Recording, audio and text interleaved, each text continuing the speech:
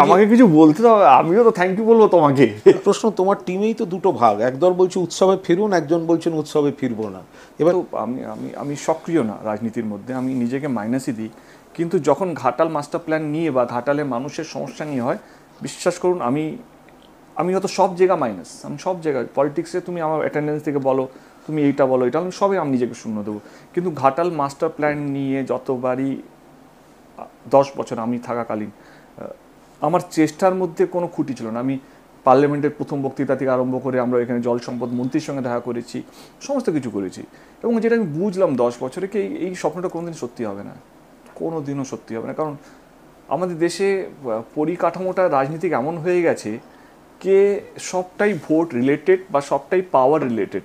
মানে এরা মানে দল মানে পলিটিশিয়ান। আমি খুব স্ট্রেট কাট কথা বলছি, মানে মানুষের বোঝা উচিত কে what is the situation right now, কে যতক্ষণ না তাদের ভোটে কোনো লাভ হচ্ছে, যতক্ষণ না তাদের পাওয়ার বা গঠনে কোনো লাভ হচ্ছে, ততক্ষণ এই 2000 কোটি টাকা দেবে না কেন্দ্র সরকার।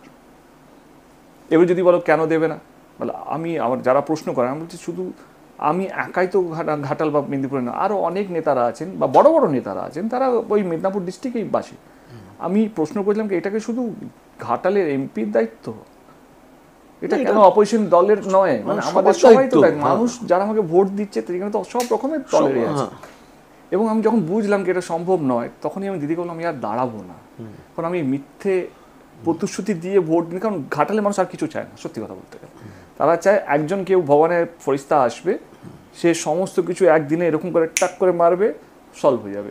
কিন্তু আমি জানি এটা অসম্ভব একটা মানে এখানে ঘাটাল মাস্টার প্ল্যানটা, এবং আমি সেই জন্যই দিদিকে বলেছিলাম দিদি আমাকে বাদ দিন, কারণ আমি পারবো না, আমি ওই মানুষগুলো চোখ দিয়ে তাকাতে পারবো না। কারণ তারা এক্সপেক্ট করে কে, তারা অন্য কোনো নেতাকে এক্সপেক্ট করে না, কিন্তু হ্যাঁ দেব বলেছে, দেব মানে করে দেবে। এবারে আমি তাদেরকে ফেস, কিন্তু সেটা হচ্ছে না, বারবার বলে বলে বলে বলে কেন্দ্র টাকাটা দিচ্ছে না।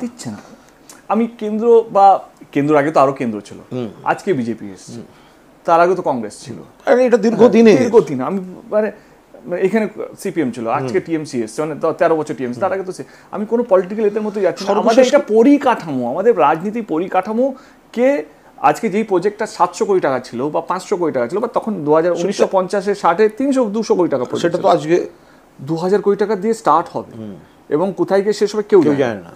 তো সেই জায়গা থেকে আমি দিদিকে বলছিলাম পারবো না এসব করে, আমি নিচ্ছিলাম বিদায়। সেইখানে আমাকে একদিন ফোন করে, অভিষেকই ফোন করে, আমাকে ডাকে। আমি বললাম দেখো গিয়ে তো কাউকে লাভ, মানে ফেস লস, কিন্তু তারও একটা ফেস আছে। সে যখন ডেকেছে, দিদি যখন ডেকেছে, তখন আমি কতবার না বলবো, আই ওয়েন্ট দেয়ার।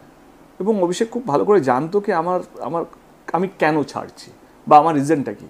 এবং তিনি তখন বলেন কি আমার সঙ্গে দিদির কথা হয়েছে, আমরা যদি ঘাটাল মাস্টার প্ল্যান করবো তাহলে তুমি কি দাঁড়াবে? আমি বললাম কি এটা অসম্ভব একটা ব্যাপার, মানে এটা সম্ভবই না। বলতে আমি বলছি, এবং আমি না, দিদিও বলবে এবং ঘাটালে গিয়ে বলবে। আমি বললাম দেখো দাদা, আমি প্রবলেমটা হচ্ছে আমি না সেই ওই প্রতিশ্রুতির মতন মানুষ না, কিন্তু কে আমি কথা দেব হবে না, ভোট হবে না। কারণ দিনের শেষে আমাকে নিজেকে জবাব দিতে হয়, মানে আমি এমন কোনো কাজ করবো না নিজেকে যাতে রাত্রে আমার নিজেরই ঘুম না আসে। এবং তিনি নিজে তখনই ফোন করলেন, দিদির সঙ্গে কথা হলো এবং ইরিগেশন ডিপার্টমেন্টের সাথে কথা হলো, এবং একটা পরিকাঠামো তৈরি হলো। এবং আমি এটাই বললাম দিদিকে এবং অভিষেককে, আমি বলবো না, তো তারা বললো আমরা দায়িত্ব নিয়ে বলবো, এবং তারা গিয়ে বলেছিলেন।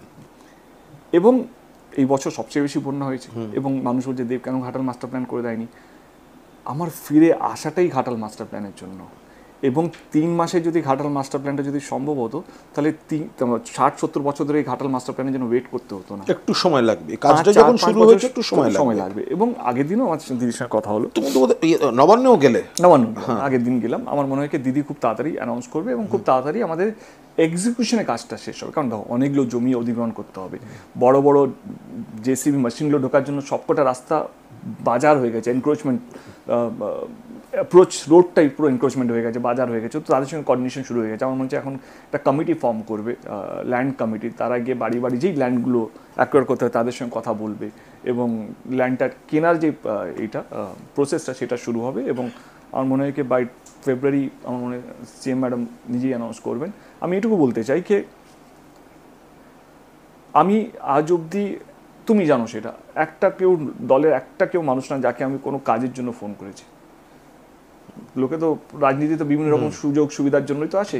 আমি ওপেনলি আজকে তোমার চ্যানেলে বসে বা আজকে আমার ইন্টারভিউতে বসে বলে যাচ্ছি, কেউ একজন নেতা বা সিএম বা অভিষেকও আমি কাউকে ফোন করেছি কি আমার এই একটা পয়সার বা একটা কাজ বা এমন কাজ যেটা আটকে গেছে এটা করে দিন, না না না। আমি যতটা পেরেছি নিজের ক্ষমতায় পেরেছি, যেটা পারিনি সেটা আমি আশাও করিনি, ছেড়ে দিয়েছি, মানে এটা আমার দ্বারা হবে না।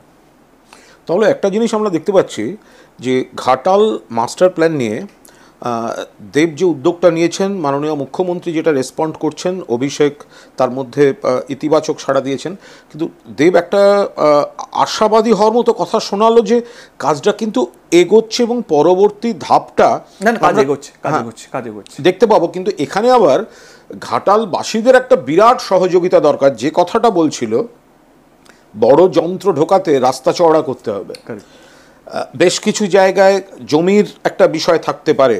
ফলে যদি ঘাটাল মাস্টার প্ল্যান ঠিকঠাকভাবে করতে হয়, সেক্ষেত্রে কিন্তু শুধু দেব মাস্টার প্ল্যান করে দাও বা মাননীয় মুখ্যমন্ত্রী মাস্টার প্ল্যান করে দিন, কিন্তু তার সঙ্গে পরিকাঠামোগত কাজগুলো করার জন্য কিছু সহযোগিতাও আপনাদের দেবকে সেই জায়গায় করতে হবে।